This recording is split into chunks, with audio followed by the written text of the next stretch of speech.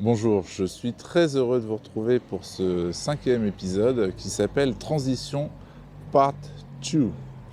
Donc sur la première partie de cet épisode, je vous avais fait part de ma transition personnelle et du bonheur que j'avais à voir que le monde était en train de changer à Paris. Enfin, du moins, j'avais énormément d'espoir parce que je voyais de plus en plus de collaboration, de plus en plus de solidarité et surtout une recherche de sens. Dans cette transition, il y a une chose qui est très importante pour moi, c'est j'ai envie d'entreprendre, je rêvais d'entreprendre, j'ai tout quitté pour essayer d'entreprendre. Et là, je suis, maintenant, dans une école de développement et informatique et et j'ai pour objectif d'ouvrir, une boîte, à visée, sociale. Alors, le problème à résoudre, pour moi, c'est que, il y a un manque de cohérence sur le marché, c'est-à-dire qu'on fournit les gens actifs achètent une nourriture, de très mauvaise qualité. Alors qu'il y a plein de personnes qui ne travaillent pas et qui pourraient préparer, une nourriture bien meilleure. Donc l'idée, c'est de prendre un contenant, parce que tant qu'à faire, tant qu'à créer du sens et être responsable, autant éviter le déchet. Donc reprendre un contenant qu'on va pouvoir réutiliser, de manière permanente, qui ne produira pas de déchets et d'en faire une espèce de iPhone, de la bouffe. C'est-à-dire que l'iPhone, le contenant, c'est le support et derrière, il va être rempli par, différents cuisiniers qui seront, les fameuses applications. J'adore mon idée, j'en suis, super fan, je suis ultra, excité et en plus, je me rends compte qu'aux États-Unis, dans la Silicon Valley, il y a une boîte qui s'appelle Munchery qui est en train de faire à peu près la même chose. Donc ça me rend vraiment confiant. Mais bon, entreprendre, c'est se jeter à l'eau, quoi. C'est prendre des risques et c'est surtout accepter une chose super importante, c'est d'accepter de ne pas commencer en étant super beau, en étant parfait.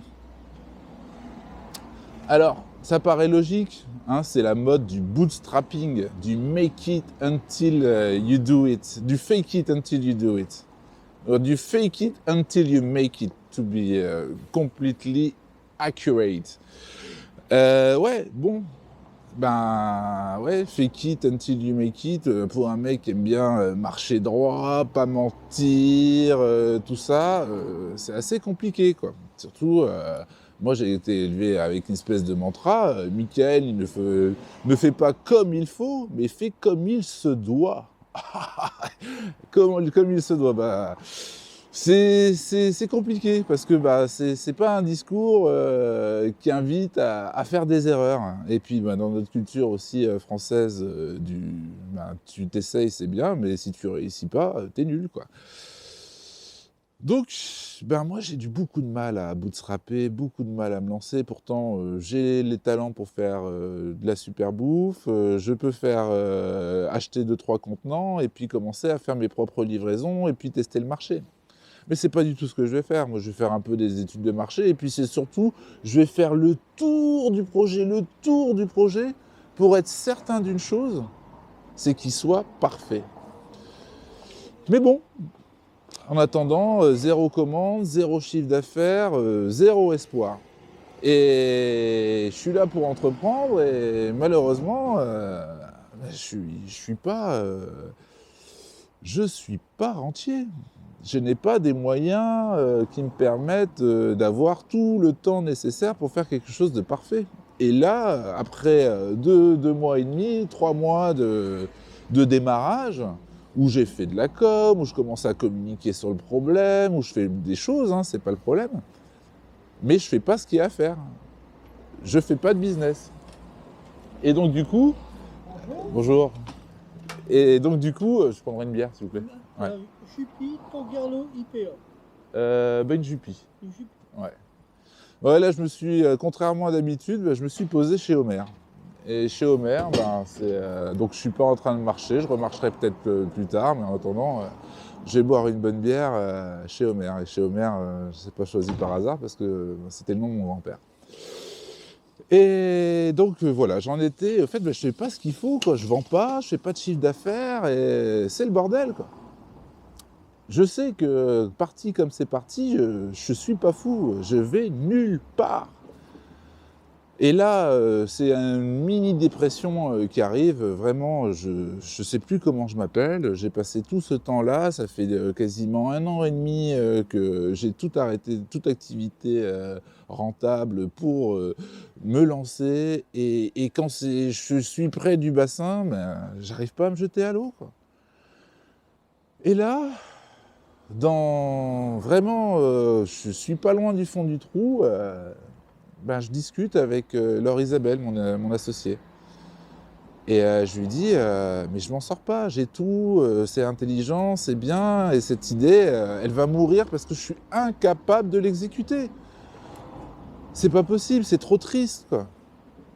Et là, en fait, en réfléchissant, on se dit nous, on est déjà sur un terrain au niveau des compétences et tout ça, des réseaux de compétences, et je me dis le problème en général pour créer quelque chose, c'est qu'il y a besoin de beaucoup de moyens. Il y a besoin de moyens marketing, il y a besoin de moyens financiers, ne serait-ce que pour amorcer la pompe et tout ça. Et je me dis, et si on arrivait à entreprendre collectivement, collaborativement? Est-ce possible? Je sais pas si c'est... On savait pas si c'est possible, mais en tout cas, on s'est dit, on va au moins essayer. Parce que il y avait un vrai besoin. Moi, j'étais triste de voir mourir cette idée. Et d'un autre côté, je me dis, mais j'ai tellement eu une bonne idée. C'est vrai, ça paraît un peu bizarre de dire ça, mais en fait, les idées, c'est pas, on n'a pas une idée. Une idée, elle est dans l'air du temps. Et il y a quelques personnes qui vont être assez sensibles pour les attraper. C'est souvent une bonne idée, elle naît à plusieurs endroits en même temps. Et donc, moi, qui ai cette sensibilité de sentir le marché, de capter les besoins, j'arrive pas à réaliser les choses et à les exécuter. Et donc je me dis, un petit coup de main serait plus que bienvenu. Parce que derrière, vu que je suis pas animé par le fait d'être riche et d'être seul à pouvoir profiter de la fortune que j'ai créée, je me dis, je préfère les miettes d'un gros gâteau plutôt que 0 biscuit du tout, quoi. Donc, on lance une chose qui s'appellera la cuisine. La cuisine, c'était la volonté de faire de l'entrepreneuriat collaboratif, en se disant qu'une idée, c'était une recette, et que si les gens estimaient que cette recette pouvait être très très bonne, ils pouvaient investir dans cette recette en faisant une chose, c'était en y participant et en fournissant les moyens de cette recette, à savoir les ingrédients, à savoir potentiellement aussi l'appareil productif pour produire cette recette. On va se lancer avec Laure Isabelle dans une aventure vraiment qui va me faire découvrir que j'ai la capacité, parce qu'il faut savoir une chose, à la base quand même, moi je suis un enfant introverti et très timide. Donc parler en public et tout ça, c'était très compliqué. Et quand on veut lancer un mouvement comme ça, il faut le porter, il faut l'incarner. Et donc, je vais avoir le plaisir de voir que quand je porte quelque chose qui est sincère pour moi, j'arrive à passer le message. Et en fait, la cuisine, ça va être une très belle aventure, ça va démarrer plutôt bien. Parce que vu que je me suis promené pas mal dans les réseaux et tout ça, je me suis rendu compte que... il y avait plein de ressources, et puis il y a un dialogue commun, il y a des valeurs communes, et j'arrive à faire venir les gens à cette cuisine. Donc il va y avoir un peu de débat, on va discuter des modalités, une erreur qu'on va faire assez classique, c'est on se dit on a besoin d'un outil, on fait encore rien, mais on s'est dit non, on va faire un outil pour gérer et tout ça. Bon. Il ne faut jamais là-dessus, on crée des outils quand on en a besoin. Bon, pour faire court, la cuisine, ça va être un élan, mais ça ne va pas fonctionner, parce que c'est une vraie utopie. hein. Entreprendre de manière collaborative, à l'heure actuelle, enfin à ce moment-là, c'était juste pas possible. L'argent était encore beaucoup trop important dans notre société c'est l'argent qui fait le liant. On n'arrive pas à lier les personnes sans qu'elles puissent s'y retrouver et parier sur l'avenir, c'est compliqué. Donc ça va capoter. Ça va capoter, mais tout n'est pas perdu. D'une, j'ai appris que je pouvais m'adresser à un public et créer un élan, même si ça n'allait pas forcément quelque part, ben, au moins j'avais cette possibilité de tirer les gens. Et une des personnes que j'ai emmenées dans cette vague-là, ben, c'était un de mes collègues de Saint-Plon, qui lui aussi avait une forte envie d'entreprendre et qui était sensible aux idées que j'amenais.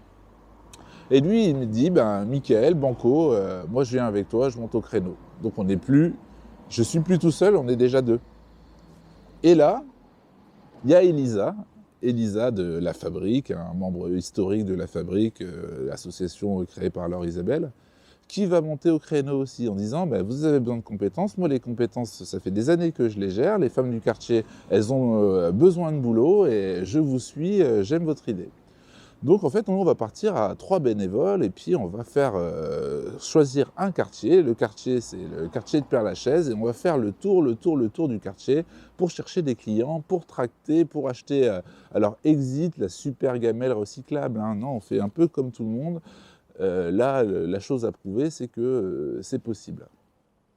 Alors, on va faire un peu de chiffre d'affaires, on va avoir un chiffre d'affaires qui augmente, on va avoir des livraisons qui vont augmenter, mais on a des contraintes. C'est-à-dire qu'on travaille qu'une fois par semaine, c'est que le jeudi midi, et dans ces conditions, ben, c'est très difficile d'avoir une croissance. Et un des gros problèmes, eh ben, c'est la réglementation, parce que ce qu'on fait, c'est pas légal. Alors, on peut se dire c'est un problème de riches, mais quand bien même, c'est un vrai problème. Parce que, bah, vu que c'est pas légal, parce que les gens font à manger chez eux, donc non pas dans une cuisine centrale, c'est problématique. Donc après quelques mois, face aux gros défis, liés aussi à l'argent et tout ça, ben, moi je vais sortir du projet ainsi que Benjamin qui m'avait rejoint pour entreprendre et Elisa va rester dans ce projet, va le maintenir parce que elle se dit oui je comprends les mecs qui voulaient faire de l'argent et voulaient vraiment travailler, en faire un revenu. Moi je fais ça sur mon temps libre et en mode associatif et donc elle va continuer le projet. La gamelle du chef, c'est la plus belle réussite de la cuisine et c'est désormais quelque chose qui a pivoté et qui est disponible. Donc c'est maintenant désormais la cantine du théâtre des Collines dans le 20e. Elles ont réussi à avoir un lieu, une cuisine centrale, et elles font à manger et c'est maintenant 8 emplois créés. Donc c'était une très belle réussite. Mais pour ma part, j'ai essayé, mais j'ai pas réussi.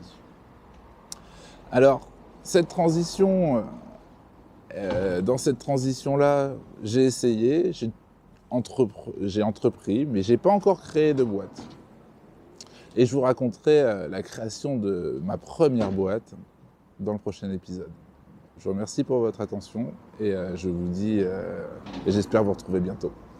Bye.